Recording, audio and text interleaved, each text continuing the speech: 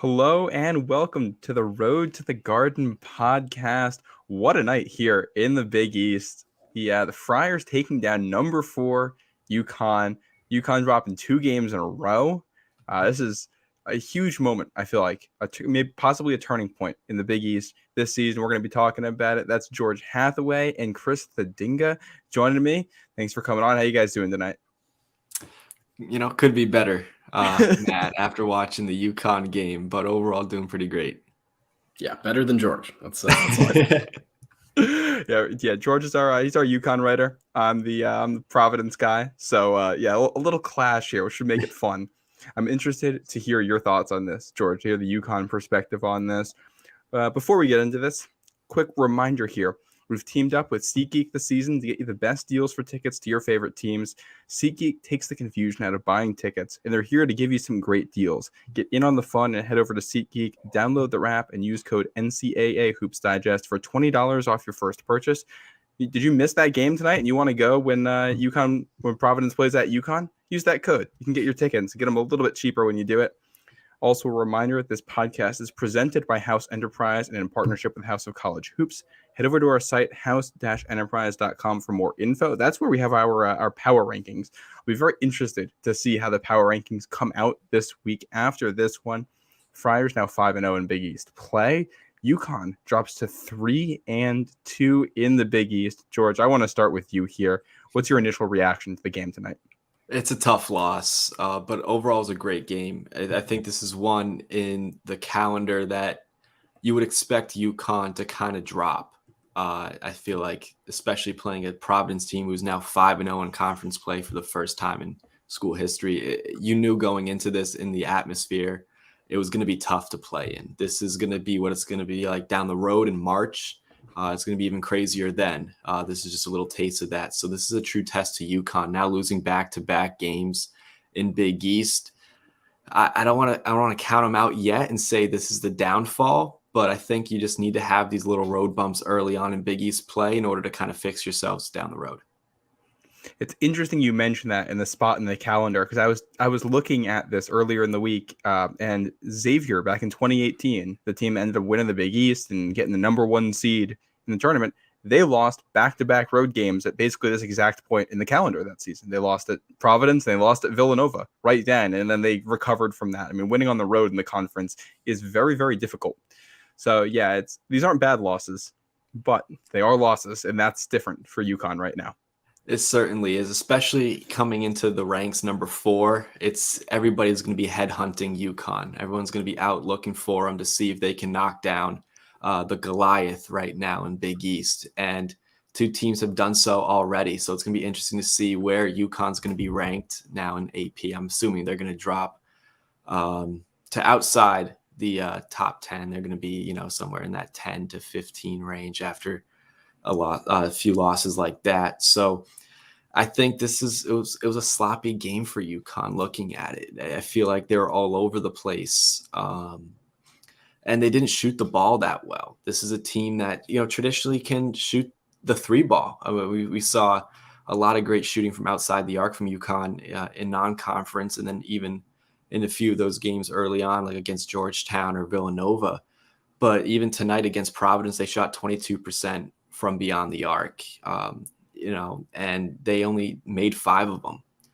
This, something that we haven't seen UConn do too much. This is something that we've talked about before, Matt, is that UConn, if they're able to knock down the 3, they also have Sanogo and Klingon in there to kind of space out the floor a little bit. But having both of them in, which is something we haven't really seen in Big East play, it felt a little crowded. You saw those triple teams down low on Klingon, who just wasn't able to kind of finish down low. And then same thing happened with Adama Sanogo, who's supposed to be the Big East player of the year. Yeah, I want to talk about the Big East Player of the Year thing for a second while you mention that, because Sanogo was kind of the clear guy coming into the season with Kalkbrenner as another guy, probably the second place guy in that conversation. We're at a point now where I think those are second and third, and Bryce Hopkins is probably at the top after this one. Chris, what's your perspective on that? Man, it's tough to argue against Bryce with his last few games. I don't know. It's a really tough call. If the award was most valuable player, I would go Kalkbrenner. But it is player of the year. So yeah, I think it's either Bryce or Sonogo, but I think Clegan almost hurts Sonogo's stock for that award. So yeah, if I had to vote right now, I would certainly say Hopkins. Yeah, he was incredible tonight for the Friars. 27 points in the win, 6 of 12 from the field, 13 of 15 from the stripe. He also added 5 rebounds. But I think in the first half, I think the first thing that jumped out at me when watching this game was the way he dominated that matchup with Alex Karaban whenever he had the ball. He was just taking them to the basket seemingly at will when nobody else on Providence could do that. I thought UConn actually played really, really good defense for most of the game. Mm-hmm. Problem was that the Friars got just enough looks. I think they made some difficult shots too, which was something they honestly have not done much through this point in the season. Yeah, George, I'm curious your thoughts here because now UConn has played 3 teams with bigger forwards that are athletic and can score. And Mm-hmm. Hopkins had 27-5 today. Fremantle went 16-11 when they lost to Xavier, and Brandon Miller of Alabama had 18-9. That certainly seems kind of like the formula to beat UConn, right? Is just take it at Caravan. And if you have a bigger power forward type player that can, score off the bounce and shoot. So, yeah, I'm curious what your thoughts are. I think that could be the Achilles heel of this UConn team. You have guys, especially in the Big East, that are a lot bigger, and we're going to see that against Creighton on Saturday, which I know we're going to get into a little bit. But I think that if they're able to attack, take those guys outside and then just drive on the lane, I think that is the downfall of UConn this year. And it's kind of good to kind of see that early on right now that, what can UConn fix? Because I think in the non-conference games, we're like, oh, UConn really has no weaknesses right now. And kind of these first 5 games of Big East play, we're looking at, okay, so here are the weaknesses right now. And it's good to address them early on, fix it down the road so that, come March, come the Big East tournament, those problems are all fixed when, they see these guys for possibly a third time. Yeah, that's you bring up a good point there that if there's a time to see it, you want to see it now. You want to know what the issues are now because you don't want to find out on the second or third weekend in March. Oh, this was an issue for us. You don't want that to be the moment and suddenly you're out early. So I'm intrigued to see how Dan Hurley adjusts to that, and that's where the double big thing came in.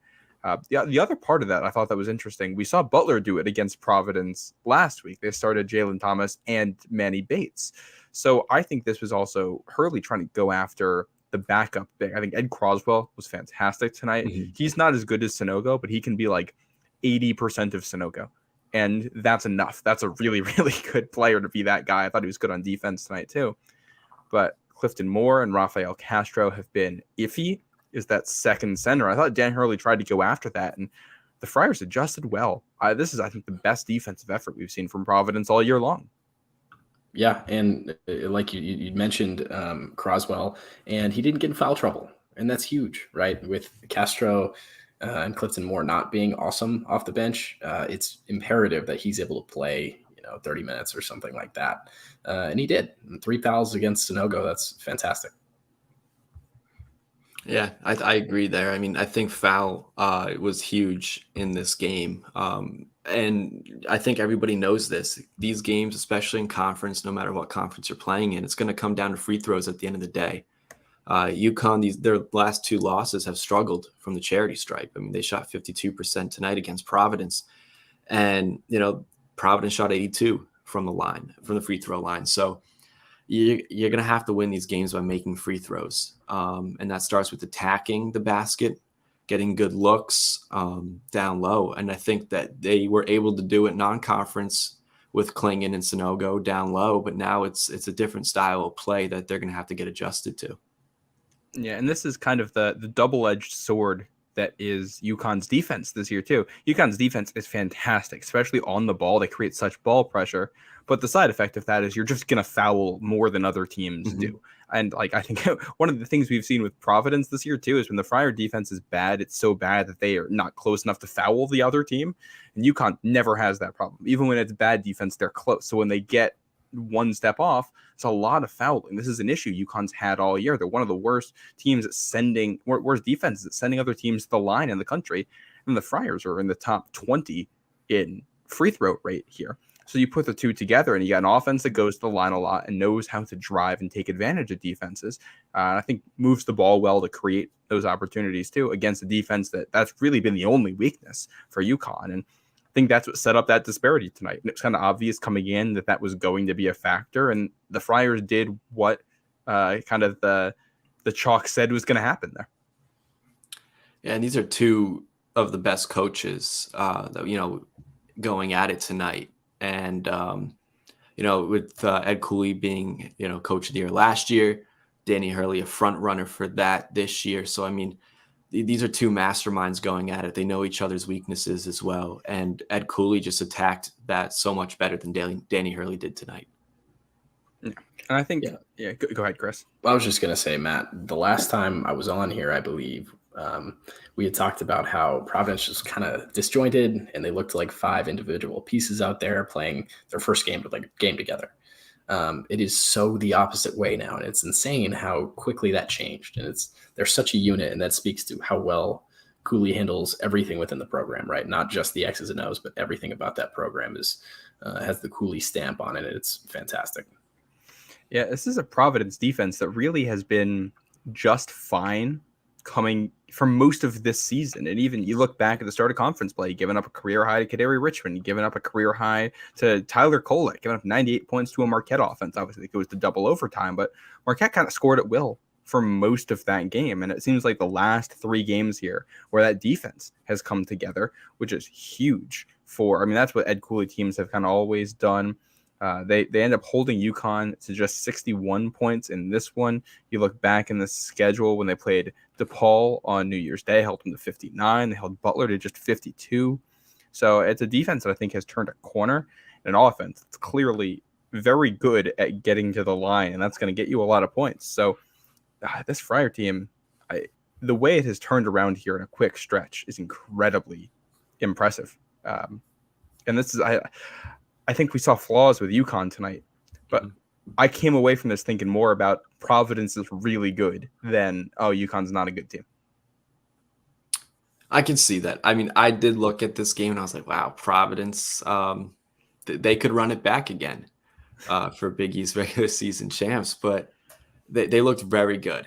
And for UConn, I was watching this game and I was just kind of shaking my head a lot of the times. And I was like, oh, this is not good basketball. I mean, there's one point they had a 5-on-4 in transition, and then they turned the ball over. And I was like, what are we doing?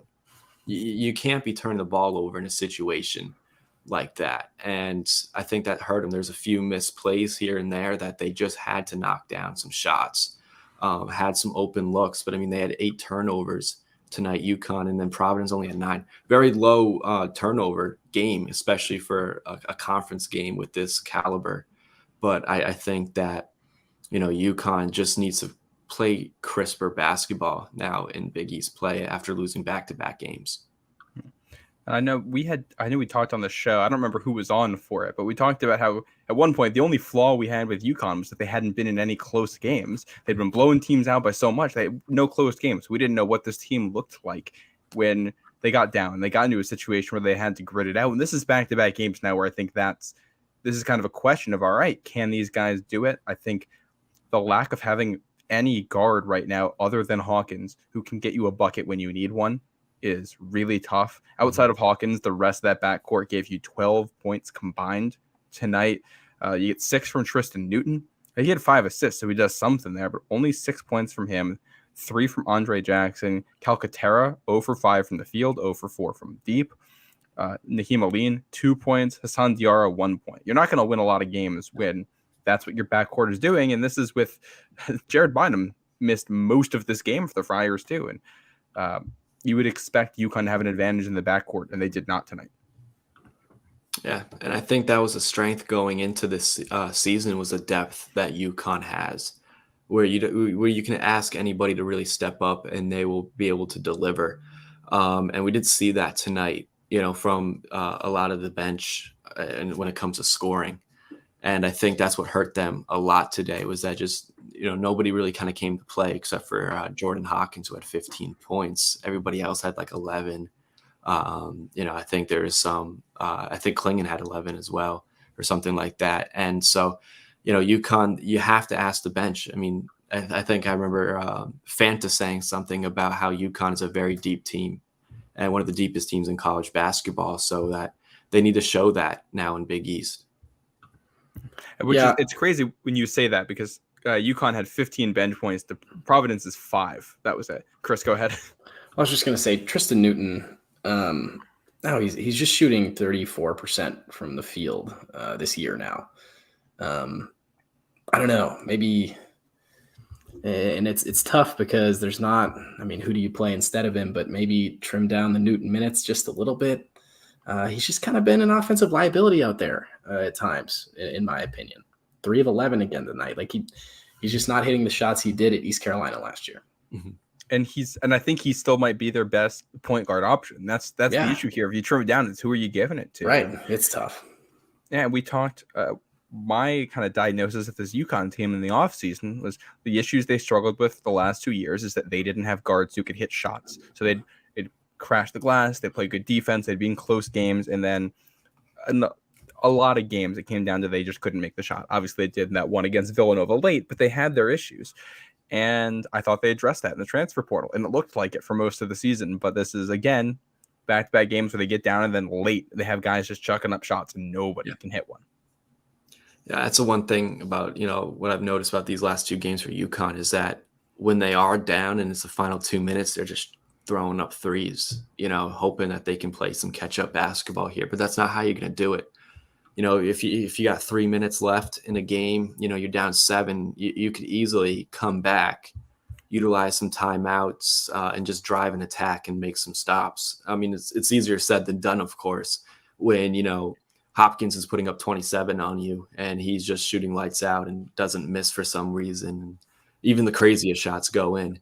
So it was just one of those nights where, good defense, but there's better offense. But, you can't just be chucking up threes and hoping for a prayer at the end of the day. Yeah, especially when you have 2 of the top 15 centers in all of college basketball, right? Working inside. Come on. Yep. Yeah. Which is where I thought the Providence defense did a fantastic job of actually clogging up those lanes. I thought both teams did a really good job of denying entry passes and not letting the ball get down low. And that's where I thought the Friars have made difficult shots and UConn missed some easy shots. And that's really the difference maker at the end of the day. I think the Friars got some good mid-range ones in there. Noah Locke hit a couple tough shots in the mid-range. Devin Carter hit a crazy 3 in Andre Jackson's face. I could not believe that one went in. It's the best offense is the one that makes shots. So if your offense doesn't run well, but the guys hit the shot anyway, it still counts. And I thought the Friars just kind of did more of that tonight. It wasn't always pretty, but they got the ball in the basket. And I look at the construction of this UConn team, and the 2 best 3-point shooters right now are Karaban and Calcaterra. Both of them have their issues on defense. So it's a trade-off. And this is the issue we're going to have to see Dan Hurley work through. Mm-hmm. Yeah, Matt, one more quick thing for you too is I thought Corey Floyd Jr. and Alan Breed and a whole string of guys filled in for when Bynum was hurt there for a little bit really well. And I mean, Breed went 1 for 5. I mean, it doesn't jump off the page, but he did a very good job of controlling the tempo of the basketball game. And that was impressive.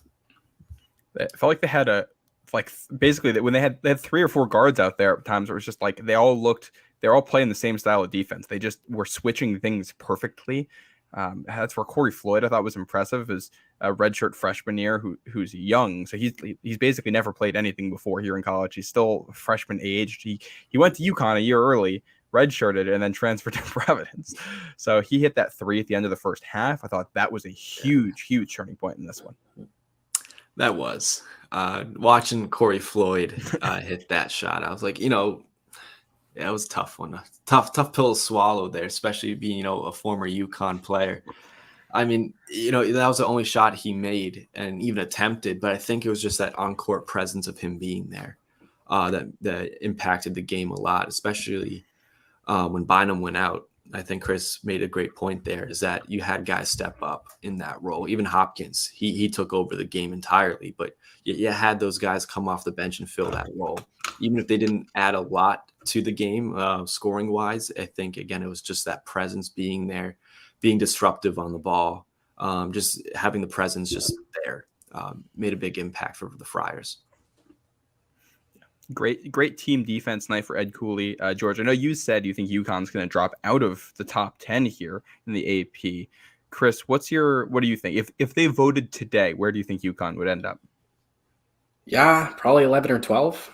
I mean, I think this one is going to hurt them. I think the Xavier one, nobody's going to really think about it. This one, it does sting a little bit. No. I'm not as pessimistic. I think they stay in the top 10. I think they end up at around 8 or 9 because they still have some really good wins in there. And this is two road conference losses. It isn't great, but there's plenty of teams up there with 2 losses right now. Both are quad 1. I think they end up there. Now, what about Providence? Where do the Friars end up?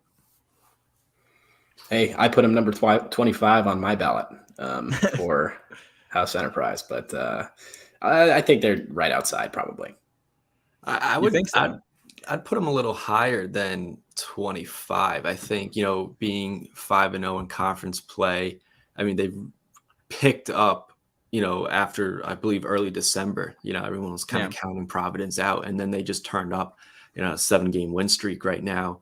I think they're, in between that 20 to 25 range. I'll probably put them at 22. I think they've had some really solid wins, and I think beating UConn just puts them up a little bit higher. Yeah. The Friars will have a game on Saturday against St. John's before the poll comes out. So we're going to look ahead to the weekend here. I would honestly have the Friars in the top 20 at the moment, just because I think they looked really good tonight, and I think this is a team that has turned a corner. It's an 8-game win streak now, and you mentioned turning the corner coming into December there too. Devin Carter had tweeted out after the team lost to TCU at the end of November, basically kind of apologizing and saying, we're going to right the ship. We're going to get this right. Team has not lost since then. He told me at the last press conference after the DePaul game that they kind of had a team meeting and said, we don't want to play like this anymore, and figured some stuff out after that point. And it's incredible. And this is, it's the 8-game win streaks for the Friars. They did this last year. They had a couple 8-game win streaks in there. And if you string wins together like that, you're going to be in good shape in the season. I mean, you only need to win 6 in a row to win the whole thing. We've seen Providence do that. We've seen Xavier do that. We've seen UConn do that. We've seen Creighton do that. Those are all teams right at the top that we've seen do that. Yeah, I would like to preface in my ranking, I would have Providence somewhere between 18 and 21, 22. But I don't think the AP poll loves the Big East, as we've kind of seen. So I hope you guys are right, though. Yeah, I was shocked to see Xavier at 18 after beating UConn. I thought for sure Xavier was going to end up in the top 15 after that win. So yeah, we'll see what happens. We will move on a little bit here. This was not the only result in the Big East tonight. There were 2 other games. We'll just start real quick with the early one, and that was the Villanova-Georgetown game. This game looked close at one point, and then wasn't. Villanova ends up running away with this one. They beat Georgetown. I think this is what everybody kind of expected to happen in this. And any real thoughts out of this one? Nothing really, except for just, Georgetown right now is at 25 games that they haven't won in Big East or something like that. It's just not a good look, especially for a historic team in a historic conference like that. It is sad to see kind of Georgetown fall off the cliff. Yeah, the only thing for me that stood out really, Wahab, 2 shots in 17 minutes, and I believe both of them came within the first 6 minutes of the game. When Georgetown's really good, and when I say really good, I mean being competitive. He's a big factor in their offense, right? He's putting up 10, 12 shots, so. Get him more involved. And maybe that's just, Eric Dixon is fantastic at defense. But, that's the thing that stood out to me. Yeah. And that's that 25-game losing streak in the Big East now for Georgetown. That is a record. So it is a historic program still. Not quite in the way I think they were hoping with that one. And I think this is a win Villanova needed too, especially after losing to Marquette. Again, we're going to look ahead to the schedule shortly, but they get a home game against Xavier on Saturday, which I think is a very interesting matchup. I thought Mark Armstrong bounced back a little bit tonight, and they got a little bit more from the freshmen, which they're going to need to do to become a tournament team here down the stretch. So they put things together there. In another result, Butler ended up beating DePaul. That one finished up while we were doing this. They pulled away at the end of that one. I think that they were the home team there. I think that is a result we all expected to see, and kind of a win Butler needed after some rough performances to start Big East play.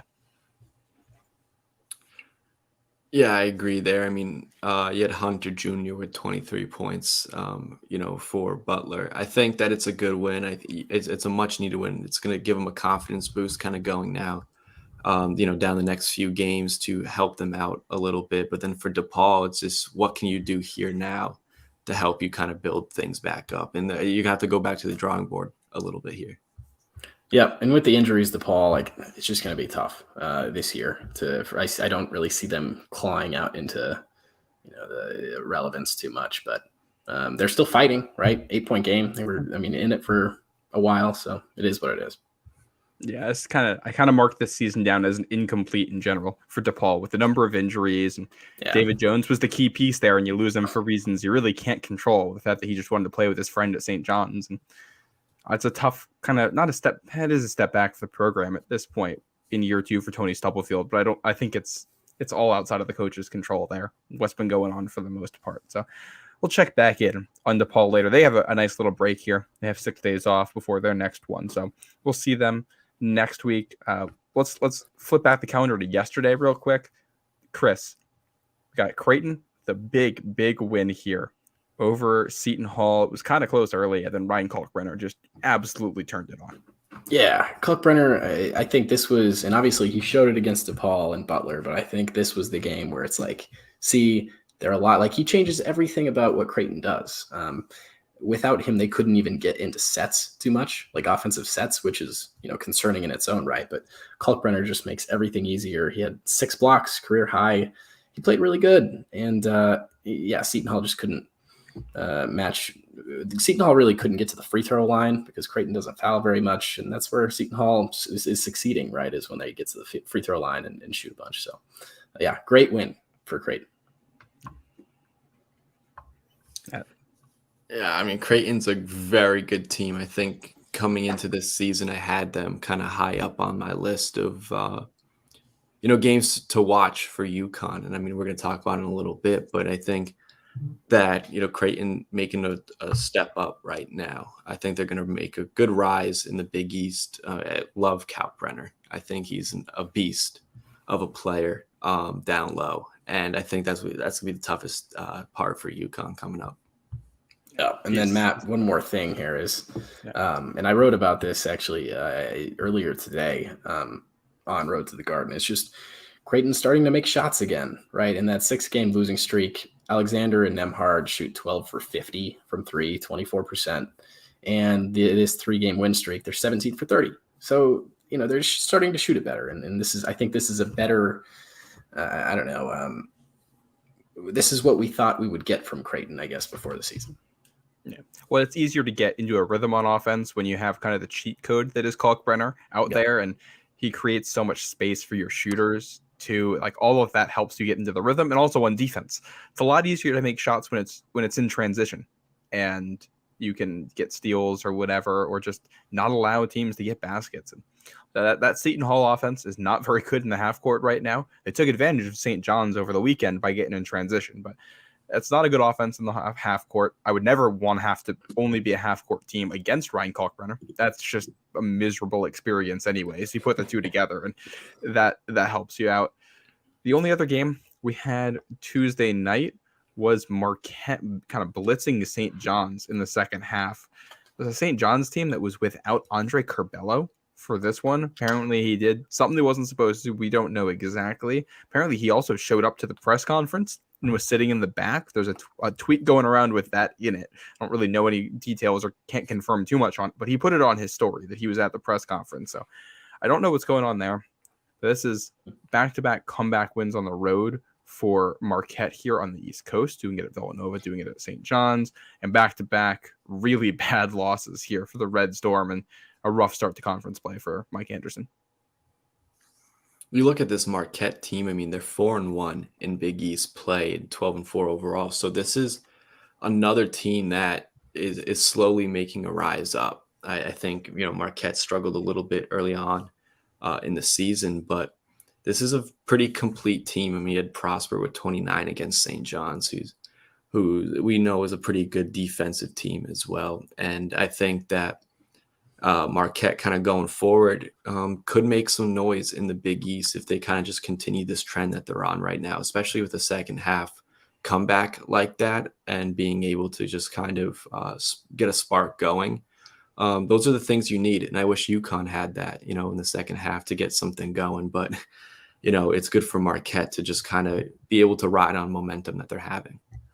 It's funny you mentioned St. John's being a good defensive team because they allowed 96 points in that one, which is the most they've given up at Carnesecca in a regulation game, at least. They said that on the broadcast, and that's great. It's taking a step back here just for 1 second. We can come back to the game here, but I look at Seton Hall and St. John's as two of these New York teams that are supposed to be tough and win with defense. And Seton Hall gave up 80 points. St. John's gives up over 90 yesterday, and it's for two teams that are supposed to win with defense right now. Neither one's doing it. No. Yeah, and I think it was Del Griffith who tweeted something out, and so shout out to him. But a big point in that game, St. John cuts it to 4 points with like 3 minutes left. David Jones gets a nice dunk, and then St. John's celebrates and doesn't get back on defense, and it's a fast break layup for Marquette to bring it back to 6 off of a dunk. They do some undisciplined things, and I'm not sure what that's a reflection of, but they turn the ball over a whole lot. And St. John's, this is not the way Mike Anderson wants to play basketball. No, and this is 4 losses in a row now for St. John's, a 1-4 start to conference play. They travel to Providence on Saturday. The road does not get easier for them. They travel to Providence, have a home game against Butler after that, which is interesting. They travel to UConn. They play Villanova, a team they already lost to. They travel to Creighton. There's a world where this team's going to get 2-8 here in the first half of Big East play for a team that was expected to be hanging around the bubble at the very least this year. Yeah, no, it's not a good state of affairs, but on the bright side, like George was talking about, Marquette, man, Oso is fantastic.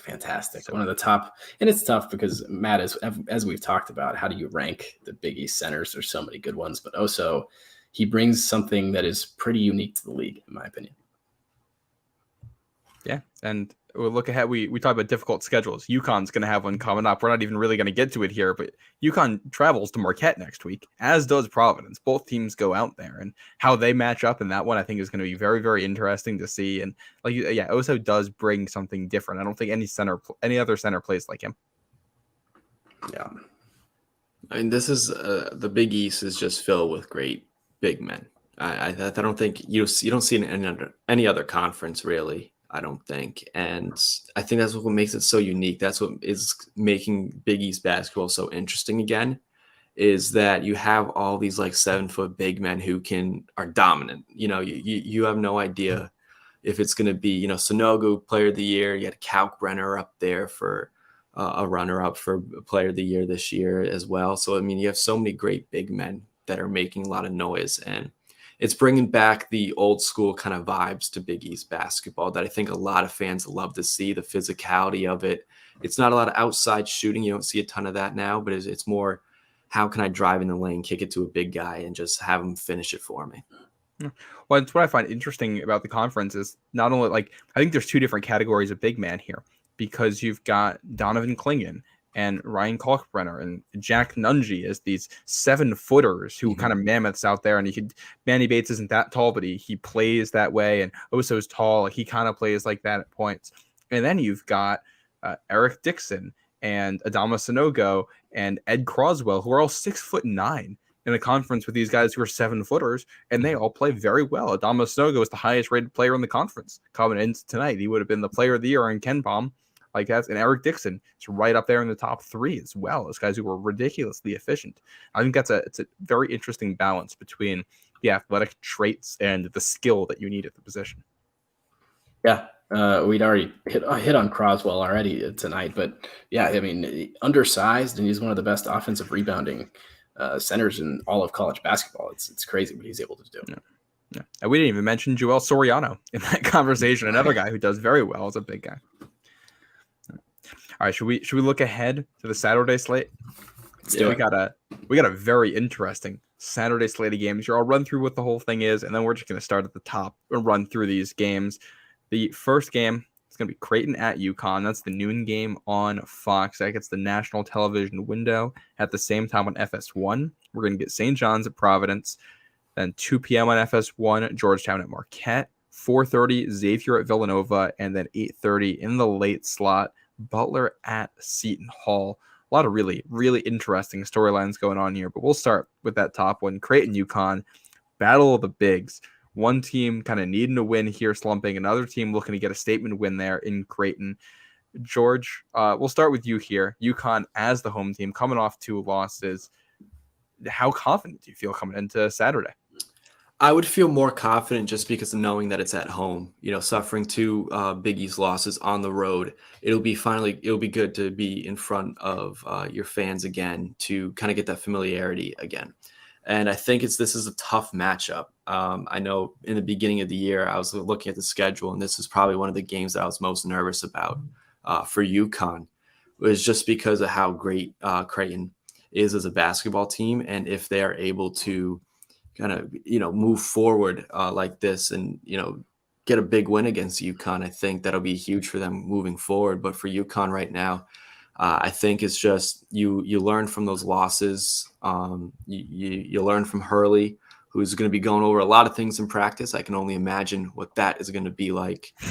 Would like to be a fly in the wall there for those practices after 2 back-to-back losses. But being at home now, it's going to kind of feel different, after playing in an atmosphere like the AMP, where it's absolutely electric. But now being at home against Creighton in a big game, you have to get a win here.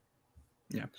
Chris, now Creighton coming in on the 3-game winning streak, turning things around with Kalkbrenner back. What's the confidence level in Omaha? Cautious optimism, I think, is the right way to put it. Certainly, people are feeling better than they were 2 weeks ago. I think the biggest thing in this one is probably which bench outside of the main cast of characters, which team is going to have better production from the bench, right? And that's been a big part of Creighton's success the last 3 games is guys like Farabello and Sharif Mitchell and Fred King have played pretty well off the bench, and that's not something that has always been the case this season. And then tonight, right off the bench for UConn, like we talked about, there wasn't a lot there. So I think if Elaine and Calcaterra can come out and hit threes, then so be it. But yeah, I think it's a lot will have to be done with which bench plays better. Yeah, and it's funny how it seems like it does come down to that a lot of the time. We hype up the stars in these matchups, but a lot of these top Big East teams are all very good at the top. They all have very good players, and they don't cancel out, but they're going to score a lot. And it comes down to what you do kind of around the fringes of the team. But let's talk about the superstars here. This Kalkbrenner Sanogo is a match. I've had this game circled on my calendar since they released the schedule. I want to see these 2 guys go after each other in a game like this. George, how do you think they match up? Is this one Sanogo can win? And if he does, how does he do it? I think he does it with his athleticism if he wins this matchup. I think if he's able to kind of just put the ball on the floor and drive and just able to get some good shots. I think he's somebody who's able to drive to the basket very well and able to just kind of create space for himself. But he's going to also have to learn how to find that kind of mid-range jump shot as well. Guys are going to start kind of pushing him outside. I think I know I talked about this early on in the season, is that if Sanogo is going to have a great year, he's going to have to shoot the ball. And he just can't do layups every single time. So I think that it's going to be a good matchup where Sanogo does win it. It's just him being able to create his own shots. And Chris, the reverse for you here. If Kalkbrenner wins, do you think he does? And if he does, how does he do it? I absolutely think he does. No, but here's the thing, right, is that Kalkbrenner had been dealing with this mono like essentially the whole entire season. So the only true good center that because of DePaul's injuries and then Seton Hall, but the only true really pretty good center that Kalkbrenner has played at full strength was Manny Bates, and he held him to 6 points and 2 rebounds. in like 30 minutes. So I think Kalkbrenner is really, really, really good, and not everybody understands that at its highest capacity. And I think UConn will still double down. Sunogo's a very good post defender, but they'll still double down on Kalkbrenner, I think. And then that should lead to some open threes for Alexander and Nemhard, and create some space for them to get good jumpers off. So I think that's how Creighton wins this game. And yeah, I in a one-on-one matchup, I would take Kalkbrenner. I'm looking forward to when Klingon comes off the bench and it's Kalkbrenner versus Klingon. Now that would be a fun matchup to consider. Well, yeah, George, here's the question, right? Are they going to deploy the 2-center look again? I would like to see it more. I'll be honest. I like it. I think it, because if you look at it from the other side, Providence today, they had to jump off, guys and double team, come down to help a little bit more, because if you had Sunogo on one block, Klingon on the other, and then you double team Sunogo, somebody's going to be open down low. Where's the extra help? Or you kick it out and somebody's open for a three, which hopefully UConn starts to make again. I think that's the big thing, is that they had those opportunities against Providence, but I think I would like to see the Klingon Sunogo dynamic duo down low again. I think it'll work, because when you go down later in the season, come March, and you're in the tournament, if UConn makes it past the first round this year, they're going to go against, the teams like Purdue and Kansas down the road, where they're going to have to play both of them at the same time, because they'll just be undersized. Right. And, I think Arthur Kaluma poses similar matchup problems, maybe not to the same extent, but similar matchup problems as Bryce Hopkins. And we saw how that turned out with Caravan on him. So I think, Matt, I think the play is for UConn to run the 2-center out almost from the get-go. Yeah. And there's some really interesting matchups in this game, because I think this is the two freshman centers, Frederick King, also going out there, how he matches up with Klingon. I'm sure at some point they're going to be against each other, and that'll be a good opportunity for Frederick King to take another step in his development there. I look at Caravan against Baylor Shireman as something that could be very interesting. I know Creighton's going to try to get Kaluma downhill on Caravan, but if they can protect him, I think Shireman doesn't have quite that same downhill ability that Bryce Hopkins does. So Caravan might be able to be on the floor a little bit more, and if Shireman's a good defender, I think they're going to go back and forth. Kaluma and Alexander with Andre Jackson, Hawkins out there. I mean, up and down the road, there's just so many good athletes in this game. And I think we're in for probably a defensive battle with the way these two teams play and the way they kind of shoot at times and can get into lulls. So it's, unless one of these teams goes off with shot making, it might be first to 50 wins. And that's what I like. I think it's going to be a great defensive matchup. And everybody loves the great high flashy offense, but I think when it comes to conference plays, especially in the Big East, that it's the defense that's going to help you win down the road. And I think that's important. And this is a game with two teams that are very focused on defense first kind of mentality. So that's what I think is going to make this matchup just stand out above everybody else on Saturday. Let's make some predictions in this one. I want to hear what you guys think. And obviously, George, again, you're the home team here. So we'll give you first pick. Who do you think wins? I think UConn comes back. I think they're going to find some rhythm, bounce back, and let everybody know that they're still top dog. Chris? I'll take Creighton 71-68. I think it'll be a little bit more high scoring. But, yeah, I think Creighton wins in a really close game. I'm going to take UConn here. I think the home court advantage matters a lot. I look back at that Georgetown game for UConn where things got hairy and they made just a couple plays there. And the crowd gets into it, and that just kind of propelled them over the hump. I think that's what they've been missing on the road here. So I think that'll help. I think a guy like Calcaterra might be able to have another good game here. Joey California or Carabin. Somebody I think is – UConn's not the best shooting team in the world, but they're due for a good game here. I think this is where they get it. And then things get tough for them again with a trip to Marquette after that. I think UConn bounces back. That'll be my pick in this one. Let's look at the other noon game. This is one. St. John's traveling to Providence. Talk about two teams headed in opposite directions here.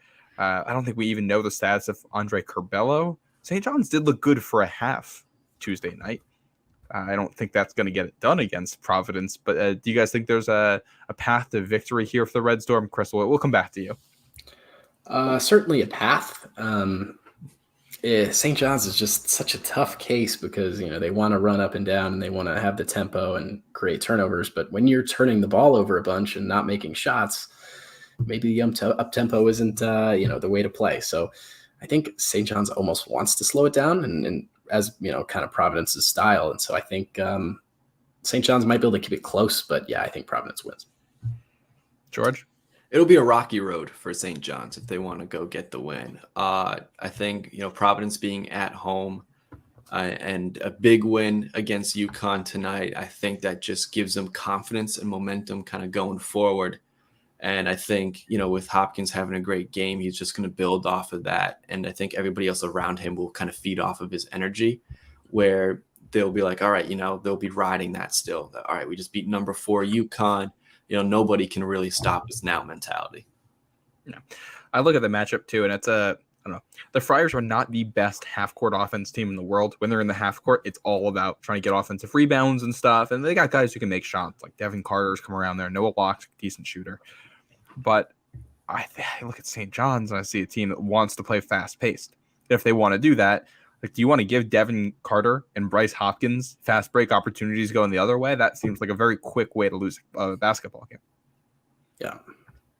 Just a note here on Providence, by the way, Ken Pom updated. The Friars came into tonight at number 43 in the country. They're now up to 28.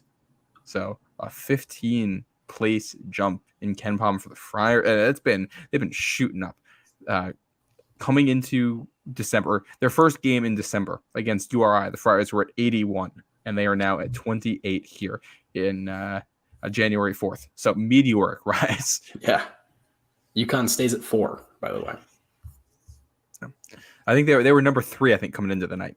Yeah. They're 4 in the AP3, so they dropped one spot there. Tennessee jumped them. I know. Who's the other team ahead of them now?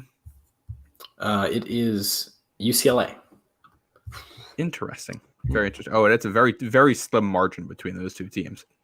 UCLA has problems. I know this is a Big East podcast, but UCLA, I have thoughts.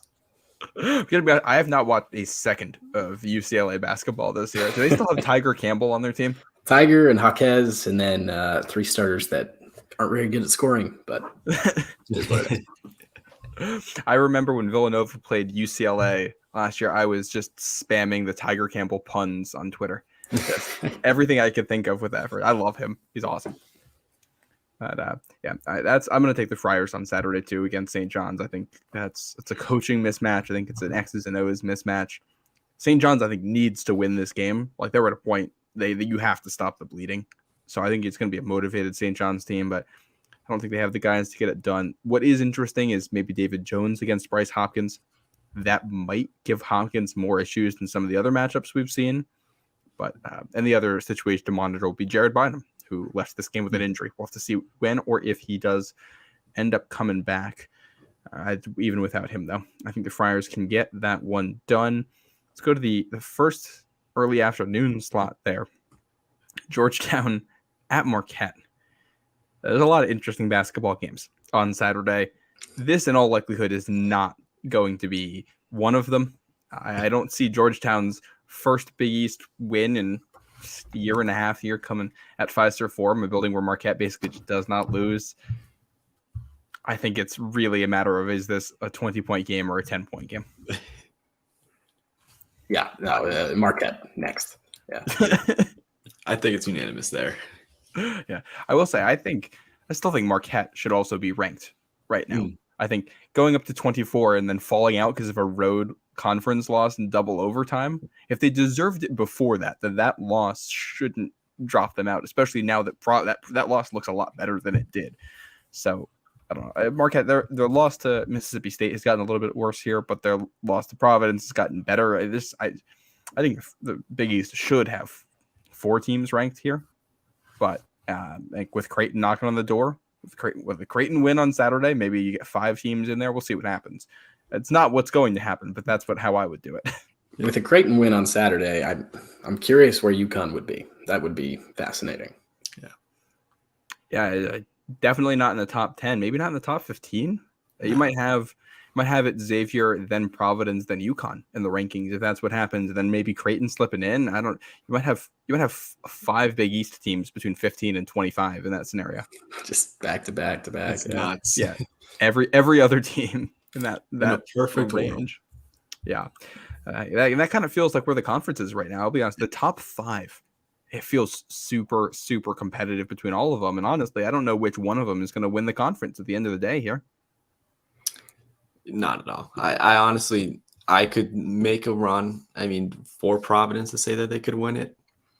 But I want to stick with UConn, just because I gotta back the boys. But I think that just after a little bit of a rough last 2 games, I think they can make a bounce back. All 5 teams have Sweet 16 or more potential. I really do believe that. Yeah. And we'll see what happens down the stretch here, but this is going to get we came in thinking, all right, UConn's going to be the Big East winner and there's going to be a fight for second and third. It's a free for all at the top. Yeah.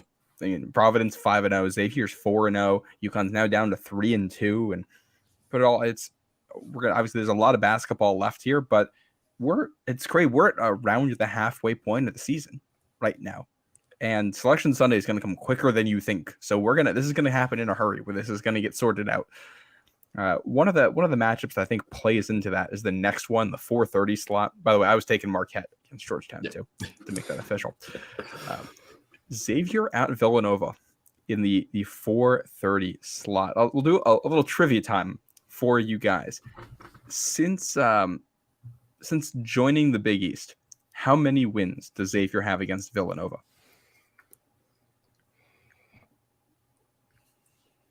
Oh man, I'll go with 5. George, what's your answer? Ooh, I'll go under and say 3. Both of you were too high.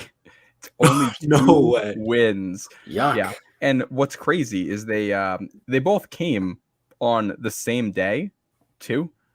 They're both on February 24th. One in 2019 and one in 2016.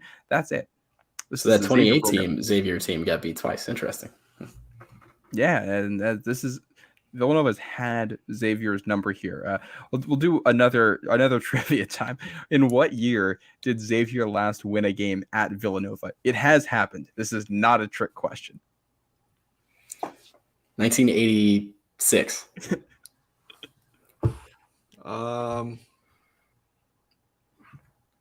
I'd say 2000. I don't know. Yeah, no. Neither of you are very close on this one. It's 1956. Wow. Yeah. So it's been a while. And I think that's kind of what makes this crazy is we just saw Villanova lose at home to Marquette in kind of a non-Villanova fashion.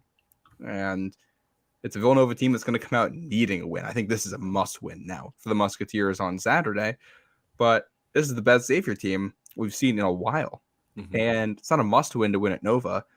But this feels like the one where you want to get the monkey off your back. Yeah, I think that the storylines in this one are really good. I think this is going to be a very interesting basketball game on Saturday. I think so. I say Xavier does it. I say they get the win at Villanova, which will be huge for them. But I just think overall, if you look at like a complete team right now, just looking at these 2 teams, of course, I'd say Xavier has it. Villanova, but I mean, they're also Villanova at the end of the day. Playing at home is always a different type of vibe, for Villanova. So I think that if they're able to, get a win, that will be kind of big for them, would be against this Xavier team. But I still believe Xavier does it. Yeah, it'll be fascinating. I'll probably take Villanova. Xavier has been a little bit more shaky on the road. St. John beat St. John's by 5 on the road, beat Cincinnati, who's not very good, by 3 on the road. That one came down to the wire. Right, yeah. So Villanova is good at home. They're starting, over the course of the last 7 games or whatever it's been, they played a little bit better. Give me the Wildcats. The matchup I'm looking at for this one here is it's Xavier's shooting because this is such a good 3-point shooting team. against a Villanova defense that has really struggled. I mean, it's struggled everywhere, but it's struggled to defend the outside. And I think this will be a really good test to see if Villanova is starting to turn the corner. I'm going to take Xavier, though. I know the home road splits like you're talking about, Chris, but I think you're going to get a very motivated Xavier team coming into this one that's rested too. I think that'll be important. They haven't played since beating UConn. So they get that nice little break here to come in and prep for this one. And Villanova looked really shaky at points against Georgetown. Like as the first half, we were wondering, is this going to be the one that does it for Georgetown? Is this going to be the one that breaks the streak? I don't feel that confident in Villanova at the moment. We'll say the 3 games before the UConn game for Xavier, not great performances, right? The Seton Hall game was really tight. St. John's was really tight. And even the Georgetown game for them, very close with 3 minutes left. So I think, maybe, I don't know. I don't know which Xavier team is going to be the more predicative of result of the rest of their season, but they have had some slip-ups. I think Xavier's a team. They strike me as a team that when they're locked in the moments big, they're going to beat teams.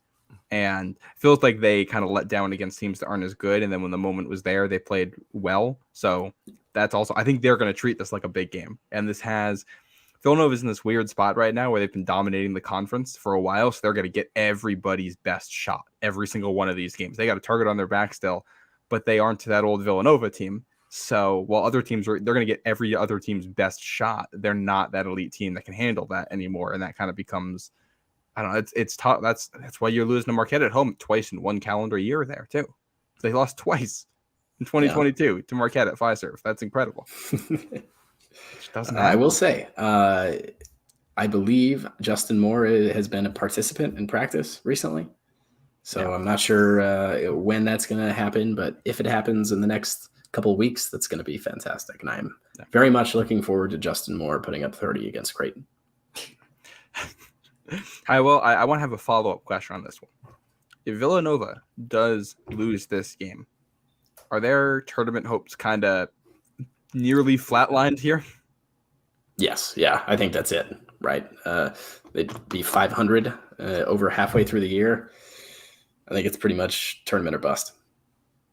I agree. I don't think there's really much room to kind of climb up a very big hill for Villanova if they lose, which is sad to see. But I mean, of course, you expect something like that, especially after losing, your great coach in Jay Wright. I mean, I'm seeing the same thing with Duke as well. I mean, they're struggling. Yeah. So after losing, of course, Coach K. So I think it's just like one of those years where it's like, all right, we don't make it this year, but let's just kind of rebuild and kind of see where we can go. Yeah. It becomes tough when you lose the home games here too. Winning on the road is difficult. And now you're in a position where, all right, well, you got to go win at Xavier if you lose this one. You got to go win at Marquette to make up ground here. And I don't know if I believe that this team is going to do it based on what we've seen thus far. If you can't get it done at home, I'm not going to believe you're going to go ahead and do it on the road. That's for sure. And they already have some resume bummers on there, right? The Portland loss and then Temple in the Big 5 game. So yeah, it would be tough. Yeah. We're gonna wrap up here. We're nearing the hour mark, so we're gonna finish up with the last game, the late night game on Saturday, which I think is a very interesting matchup. Butler at Seton Hall. I think these are two teams with new coaches that have veteran lineups, want to play good defense and have kind of streaky offenses. Both of these teams kind of have one really good quality win on their resume at the moment, and also some losses that they would like to forget right now. And I would say both of these teams kind of have tournament hopes alive. Butler's net ranking and Seton Hall's net ranking, they're not bad. They're within range where if they start kind of playing better and they pick up a couple of big wins, then they get themselves into the conversation. But this game kind of becomes a determiner of which one of these teams is on top. And I think it's almost an elimination game in some ways. One of these teams is going to be in a real bad spot after it. Yeah, I would take Butler in that one. For the mostly just because I think they're the more balanced team, right? They have multiple guys that can score. They have 5 guys averaging in double digits. One thing that stood out to me watching Butler live is Lukosius is pretty athletic, pretty physical, and it's certainly more than just a scorer. They have guys like that, and Chuck Harris, and I think Manny Bates is far and away the best big man on the floor in that one. Yeah, I like Butler. For me, I think I'm gonna take Seton Hall. I think they're coming into this game 1-4 in Big East play. They need to get another win under their belt if they want to make that tournament push, like you said, Matt. So I think that after a tough loss to Creighton, I think that they need to bounce back in some way, that they can kind of rebuild and regroup and able to just kind of get back into that win column, especially in this Big East play. I mean, both these teams are relatively even, when you look at it. So I think that's what's tough about this game is like you can't take one, but I think it's going to be a close game. It'll come down to the final minutes, if it's not even free throws. Yeah, I think this should be a really good game. I'm looking at like Alamir Dawes against Eric Hunter Jr. as something that looks like it'll just be fun to watch. And Seton Hall's got a couple of these forwards that Butler's had a real hard time defending. Seton Hall's got a defense I think that can. Seton Hall's defense has been underwhelming, but Butler's an inconsistent shooting team, and I think they can do well. I'm going to take Seton Hall at home here in what I think ends up being a close one. And yeah, that'll round out our week. Awesome. It'll be a fun Saturday. Yeah. Yeah, and we got a little NFL currently scheduled for Saturday, so we'll be having to watch. We'll have to throw that on. It'll be a loaded Saturday of sports. So just make sure you do your grocery shopping like tomorrow or Friday, and get some nice snacks. You can just you make sure you don't have to leave the couch on Saturday. That's the play, right? Oh, of course, I gotta have the chips and dip on hand. George, you a queso or a salsa guy? All right, so I do this thing. It's a buffalo chicken dip. Yeah. Okay. Oh yes. So I don't know if that's a queso. No, that's not salsa. Not in the queso realm. It's not a guac either. It's I don't even know what it is, but it's buffalo chicken, and I put it on a chip, and it's amazing. Matt, that's what's your dip of choice? I'm a salsa guy. A good salsa. That's my favorite. I like guac.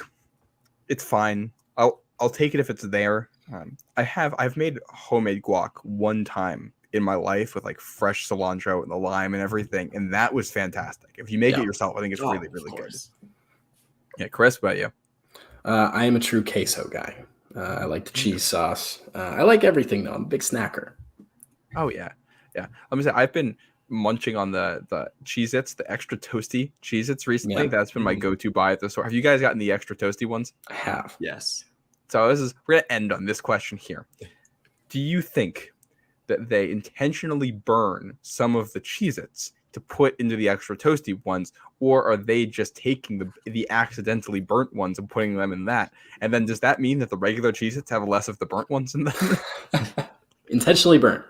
That's my answer. Final answer. Intentionally burn. I would say intentionally burn as well. It has to be, right? All right. We're gonna end on that note. A wild Wednesday here in the Big East.